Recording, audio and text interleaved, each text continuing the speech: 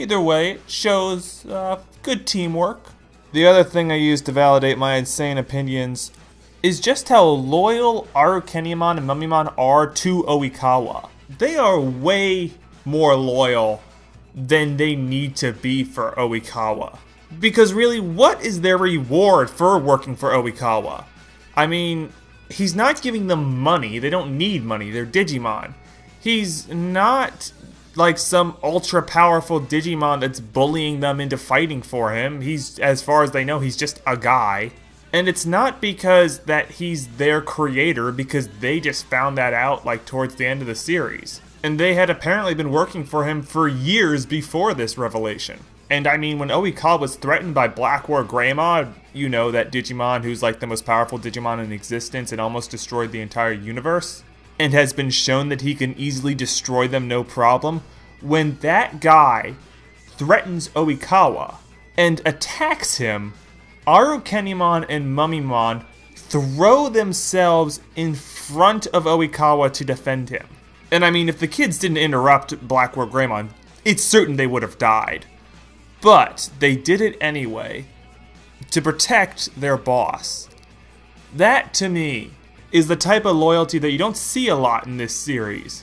I mean, even on Oikawa's side, where he's the guy in charge, he doesn't, like, abuse them too often. I mean, yeah, he yells at them and berates them and, like, throws a pillow at them.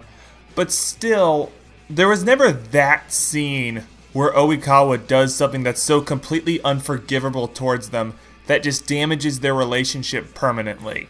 There's no scene where he, like, absorbs them for more power or senselessly kills them. And there's no scene where he completely, like, renounces his loyalty to them or disowns them as, like, pawns or expendable creatures in some monologue or speech that when they hear it or if they hear it, it causes them to, like, turn on Oikawa as a leader. I think gives credence to my point that there might be something there between them. And like I said, that amount of loyalty that they have to him, where they're throwing themselves to certain death just to protect Oikawa, to me subtly hints that, yeah, they're loyal because, you know, they're friends. They have some deep relationship that we haven't seen. Which brings us now to the car chase scene that I keep talking about and saying I love so much. Well, why do I love it? Well, first off, I think it has some of the best visuals in this season. And I mean like the small visuals that I like for some odd reason. Like, I love the part where Mummymon, like, rips the back of the car off and throws it at the heroes. And then Arukenimon climbs on top of the car, and then they both spit their tangle webs out at the same time. While Oikawa's driving and swerving to avoid the explosions from the battle that's raging around him. And also I find it hilarious to see Oikawa, Mummymon, and Arukenimon just casually kind of running through a farmer's market. So I adore the visuals, and I also like seeing Oikawa, Mummymon, and Arukenimon all working together in a single battle, like as a full team. Because each one is doing something that's important. Oikawa's driving, Mummimon's shooting, and so is Arukenimon. They're working in great harmony as a team, which gives credence to my idea that there is some sort of deeper relationship that we didn't see. Another reason that I like this scene is there's that great fight scene I was talking about earlier between Black War Greymon and War Greymon, and later Imperial Dramon. It's going simultaneously while this is going on, so you're getting two great action scenes back to back or next to each other. The last reason why I love this scene is, well, the villains win. They get away. I'm not sure if I mentioned it before, but I usually root for the villains in stories and sympathize with the villains. And O2 is no exception. I am actively rooting at this point for Oikawa, Mummymon, and Arukenimon to succeed in their plans. Mainly because I so don't care about almost any other character in this season. So go, Oikawa! Complete your mission, go to the digital world, live out your fantasy. I don't care, just do it. Okay, let's wrap this up. What else do I need to talk about with Oikawa? Okay, this scene. This is the last scene before for the final few episodes that Oikawa's in. It's also another very well done scene that he's in. Okay, so the main heroes have been following around the kids that Oikawa kidnapped and infected with the dark spores because they think that'll help them figure out his master plan. The heroes catch up to Oikawa when they find him trying to absorb the dark energy or the dark spore energy from a little girl. And then Blackwood Greymon shows up, and then Cody's grandfather shows up. Oikawa's in some sort of mental anguish as this purple aura is consuming him and giving him superpowers. And everybody's trying to talk Oikawa down. Blackwood Greymon is giving him a speech about how power doesn't cure loneliness. Cody, who's learned a lot from his experience with Ken, is telling Oikawa that it's not too late to change who you are. You can still back away from this. Both of them I think are great in this scene here. But the person who I think steals the show is Cody's grandfather, who sees the amount of pain that Oikawa's in because of his loneliness and actually apologizes to him for tearing him and his son apart. And I think it's got some pretty heartfelt dialogue. You may not be interested in hearing this, but I'd like to be your friend. It would be nice to talk to someone about my son. Do you think that would be all right? You must miss him even more than I do. And then Oikawa gets possessed by an evil purple spirit and tries to kill Cody's grandfather, but ends up killing Blackwood Greymon. And then he runs off. Final thoughts, I guess? What can I say? I think you got an idea of what I think about Oikawa. I like him. I wish he was in the season more, because I like to see episodes with him. Because like I said, there's a lot of, I think, good visuals that come with his character and the character of Arukenimon and Mummymon.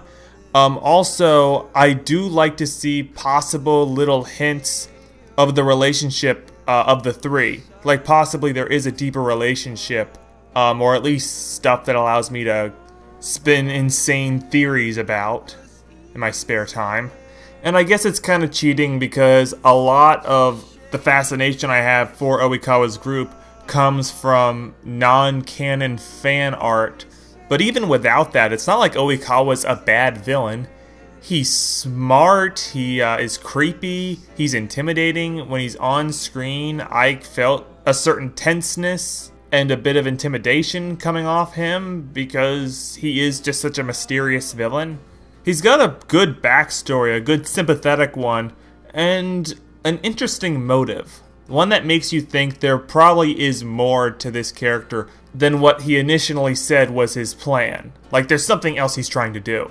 And the whole part where he gets possessed also kind of adds a bit more mystery to his character. So I think even without the huge amount of support from the fan base, I definitely would have still liked him as a villain. I still don't like the idea of him masterminding everything because to me that just seems a little ridiculous. But I still think he's a really good final arc villain.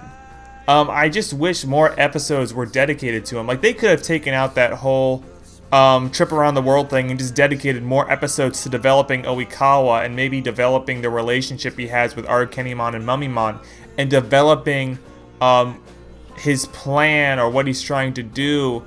Because I love the scenes where they're just chasing him around the city. I think those are really cool. So I would have loved to see more of that. And they also could have gotten rid of the Daemon thing because screw that guy and his non-related nonsensical BS. Jeez. I feel like I want to say more stuff about Oikawa, but I just can't think of what to say because Oikawa was not in this season for very long. Like I said, he's not in most of the third arc. Or he's overshadowed by another villain. So content-wise, he's lacking when you compare him to, say, Ken. And a lot of the reasons why I like him so much is just because I think he is a character that's fun to play around with coming up with your own theories about, what he did in the events leading up to O2 with Arukenimon and Mummymon and all those, little misadventures they could have gone on. little non-canon ideas, but still stuff, that's kind of fun to think about. By the way, if you know any, like, really good fan fiction, like, detailing some of those possible adventures, please tell me. I'd love to read it. I'm asking you guys because you probably know a lot more about fan fiction than I do, and whenever I try to, like, research fan fiction, it always turns out bad. Like, when I tried to research possible fan fiction things for, like, Rika's dad, and I kept coming up with this. So any sort of, any names or links would be well appreciated. So, you know what, let's just end it here. I'm very tired about talking about Oikawa, so I'm just going to end it off here. Next time we'll talk about the finale, and then we'll just be completely done with O2 as a season, so then we can move on to something else. Well, good night. I change the world, maybe they'll notice me. And until then, I'll just be lonely. Yeah, riddle lonely. Poor riddle me.